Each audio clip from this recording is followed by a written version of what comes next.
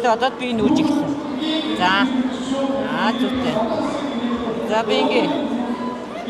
За одоо 100 идэж шүү чи. Хаашаа идэл олон идэлтэй. Наа чи нэг идэл зогсож байна. За нөгөөт нь энэ яаж ийн хэд идэж байна. Чи нэг дөрөв гэж байгаа. Дээр нэг. Окей одоо энийг өрөө идвэл 1 2 идэж штэ. Тийм. Тэгвэл энэ бол ганцхан идэл дуусч байгаа штэ тий. За би ингээ. Сайн мэцэн үзэгчтэй Monday Message яг одоо Michelle Expo зохион байгуулж байгаа хүүхдийн экспотод ирсэн байна. За миний ард харагдж байгаа асууд бол нүүдэлчин сэрхүү брендийн Монгол буг наадахын асууд байна. Ингээд үүсгэн байгуулагчаас нь одоо та бүхэндээ мэдээллийг илүү дэлгэрэнгүй хүргье.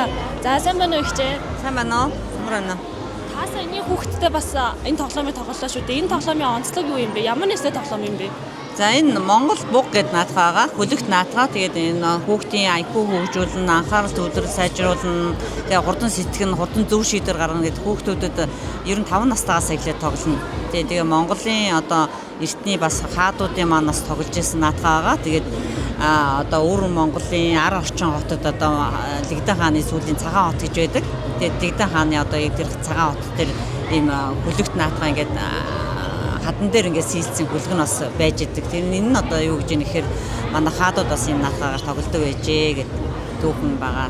Одоо жишээлбэл энэ наатаа байна тийм ингээд хүүхдүүдэд хэрэглэгч нарт ингээд хүргэх үүднээс олон янзын ингээд үнэтэй тэгээ сонголттой одоо бүтээгдэхүүнүүд гаргасан байгаа. Тэгээд энэ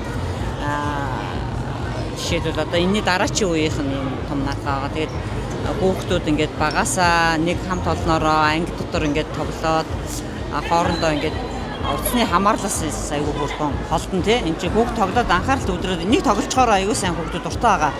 Тэгэхээр хэдэн цаг одоо утас оролдохгүй бас яг ингээд яг Монгол өв соёл наадахад байгаа ингээд танилцаад байх боломжийг бид нэр ингээд олгож байгаа. Бас ингээд ер нь бол 17 жил бид нэр одоо энэ Монгол өв соёл наадахаа ингээд судлаад тэгээд ингээд 50 төрлийн бүтээгдэхүүнүүдийнхаа дээжийг авчираад энэ үзэсгэлэнд оролцож байгаа. Бас тоглоомыг харахад бас илүү даам шиг юм шиг бас санагдсан. Та яг дүрмийг нь жоохон тайлбарлаад өгвөл. Энэ ер нь бол даам шатрын одоо дүрмээс арай өөр. Тэгээ яг ихний нөгөө ингээд давж идж байгаа юу нэг идж байгаа энэ ихний юм одоо нүүдэл нь болохоор яг даам шиг гэж байгаа. Гэхдээ яг тоглохоор бол ялгаатай. Тэгээд ер нь хамгийн бага юм наатхан дээр ингээд 2 буг 22 гүлэг байгаа. Буг болохоор гүлгийг гүлэг болохоор 2 буугийг явах нүүдэл болгож хашдаг байгаа тийм. Тэгээ ерөнхийдөө тоглохдоо ингээд тоглоом маань өөрийнхөө заавартаагаа ирж байгаа. Өмнө нь тоглож байсан уу? Үгүй. Ямар сэтгэл ямар вэ? Гоё. Сайн хожчихгүй хожигдчихгүй. Хотлоо. Одоо ер нь ойлгож юм байна. Ойлгож. Дараа нь дахиад ийм тоглоом тоглох уу? Тоглоно. Юу сонирхолтой? Бас ойлгоход хэцүү байсан уу? Жохоо хитээ. Ер нь бол ойлгоход жохоо хитээ гэсэн тоглоход амар гоё хөгжилтэй юм байна. Авч тийм тоглоом авч өгөх гэж хэлэх үү? Ер нь бол хэлнэ. Танаа их ийм тоглоом дээр тоглодог уу, сонирхдаг уу? Сонирхон. Бас өнөөдөр ингээд ийм гоё юм зохион байгуулагдаж штэ. Өөр бас ямар газруудаар очив те. Гоё сонирхолтой юм байна уу? Ер нь дандаа ийм юм болвол бас ямар санагдах юм шиг байна. Гоё. Гоё. Авч тийм гоё яваарэ. Зөндөө гоё юм хараарэ. За баярлаа. Та түрүүн бас ЮНЕСКОд бүсгүүлэх талаар судалж ийн гэж ярьжсэн. Энэ талаар дэлгэрэнгүй ярил.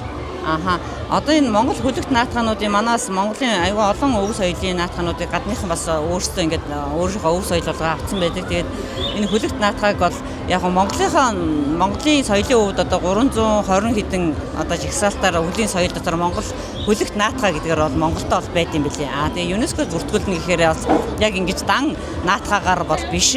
Яг ийм өв соёл гэдэг арай өөр бүртгүүлэхээр бид нар ингээд хичээж байгаа тийм. Өөд бас онцлог бас ингээд тоглоом ахуй зүйлүүд бас юу байна вэ те?